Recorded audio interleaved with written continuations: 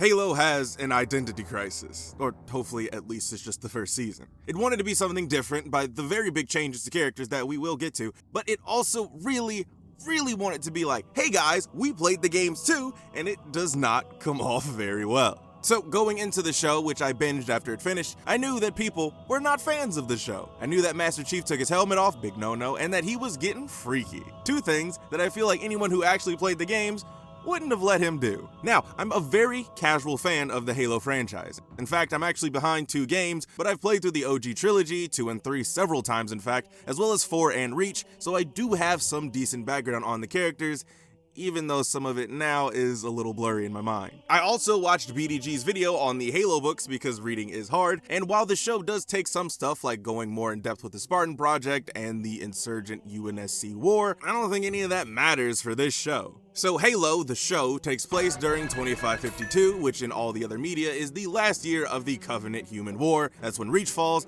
and where the OG trilogy takes place. Now, in the show, it's clear that the war has been going on for a while based on what Keyes and other high-ranking officials say, but there's 2 wars happening. One fought against insurrectionists, and one against the Covenant. I think that both are interesting to some degree, but one is designed as more of a backdrop, an explanation of things to come. The show decides that both are equally important. We do not care. In my opinion, the difference between Halo and some other generic sci-fi space adventure is Master Chief's seemingly one-man war against the alien Covenant. I'm not really interested in seeing regular dudes fight other regular dudes, but the show just keeps showing us this. And if those regular dudes fighting regular dudes was more interesting, fine, cool. But it's not. So the show is split up into 2 parts, the part where we follow Chief and the part where we follow Quan Ha, a rebel who fights against the UNSC. Now, the reason that this is a problem that the show is split up in these 2 parts is that it's very easy to see why the Covenant is bad throughout the show. They're blowing up planets, and even though the show doesn't explain it very well outside of like one sentence, they also want to destroy all life in the galaxy. Cool, we know why they're bad. Why exactly is the UNSC bad? I'm not defending them because I know they're bad. Anytime there's a giant military, they're gonna be bad. See all of history. But the show doesn't explain what the UNSC did that led to the insurgent war. In other media like the books, we see how oppressive they are and how subjugated many of the planets under the regime is. None of that happens, even when they could have made it obvious, like with the trash planet that McKee was on. They don't explicitly show or say that it's UNSC. It's just some trash planet out there. And we know that the UNSC is mad shady because of Chief's story and how the Spartans were created. But 1, the Spartans were created as a response to the insurgent war. And 2, it's not like that's even public knowledge how they were made. So what exactly was the reason that sparked this war? This is a problem with the books as well, but the books definitely go into a little more detail as to why this is all happening. If you're gonna make this some sort of companion story with the reason people tuned in, it's gotta be for something interesting. They could have given more backstory on how, like I said, the Spartans were created directly for the insurgents and how that shows how brutal the UNSC actually is, or what exactly the political implications of them are. And since they already end up just talking and talking, they could have thrown that in to be a cool, more personal fight. Instead, we got a very basic story about a freedom fighter that in all honesty has no business fighting because she sucks at it. But she's got heart, so I guess it's fine. But Quan Ha is not the only new character for the show that could have been cool, but then the writers just said, nah, we're not doing that. So McKee is brand new. She gets her name from a small character in Halo 5, which I learned thanks to the wiki, but aside from that, she's made for TV. I'm usually not a big fan of prophetic characters because I think it takes a lot of agency away when you meet somebody and they're like, I'm supposed to save the galaxy or whatever. It's corny and I don't like it. But since this show is trying oh so hard to be different, I thought that they were going to go in a different direction. And they did. It just somehow made it worse. So McKee is special for some reason. And because of her being special, the Covenant abducted her and used her to find the Halo installation. But you know who else is special, was abducted, and was used for other people's plans? Master Chief. Because McKee and Master Chief are special for some reason and have this connection to the ring, obviously they're going to come into some conflict with it. First, I don't understand why writers get in this crutch of things needing to have parallels all the time. I get it. it gives you a little Beside. But when it comes at the expense of a character that is, sure, special, but not cosmically attached to some alien tech, especially when they don't even say why. They're just special, for some reason. And the thing that blows my mind about this, I'm not even on the script anymore, I'm just talking.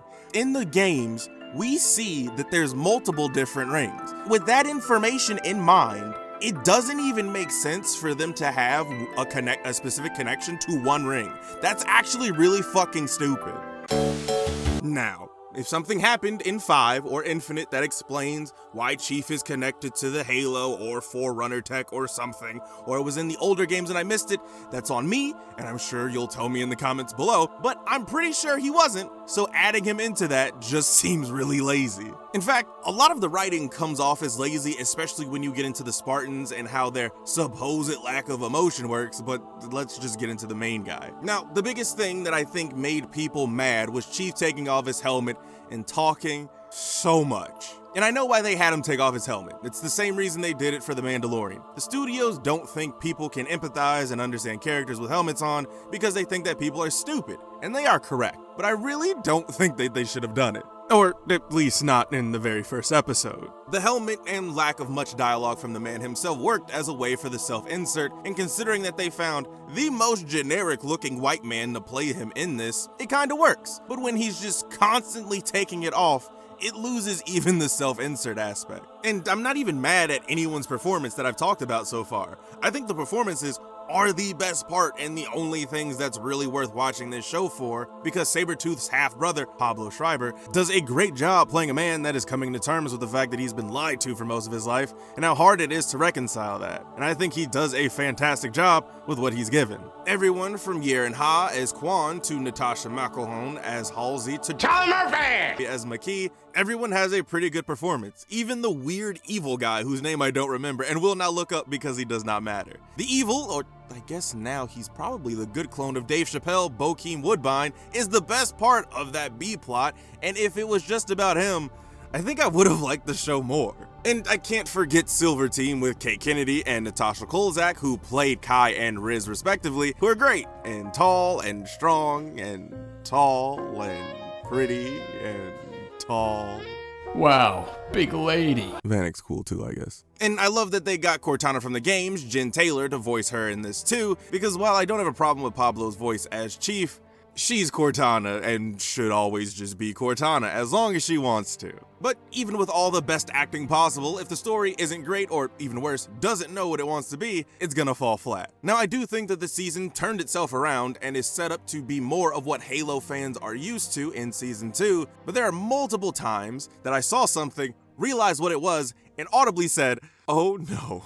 This first happened during the McKee ship takeover scene because I was hoping that this was not the show's version of the Flood, because if it is, that sucks. And it just kept happening. And I'm not talking about it in a way that's like, oh no, this isn't what I wanted, but oh no, in a way of, oh no, the writers did not understand the point of what they were invoking. It's like how people watch Squid Game and somehow thought it was a critique of communism because they have no media literacy. I said earlier that this show makes a lot of changes to the source material, and I want to be clear that I don't think that's inherently a bad thing. I think that for the most part, adaptation should be encouraged to change things so that's not the same experience just in a different medium. But when you change characters' core, and when that character is your main draw, it's gonna be a problem. Master Chief, in a word, is stoic. He's the quiet hero that everyone can rally behind, and sure, he talks in the games occasionally and has some great one-liners, but that's not what he is in this show. And I get that what they were trying to do was humanize him more, since having a dude with minimal personality shooting aliens for 9 episodes